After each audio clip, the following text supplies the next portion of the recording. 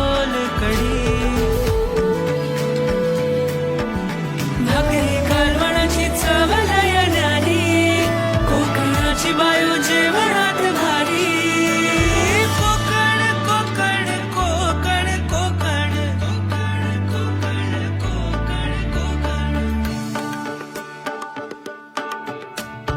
विहिरीच्या पाण्याची चव निराळी.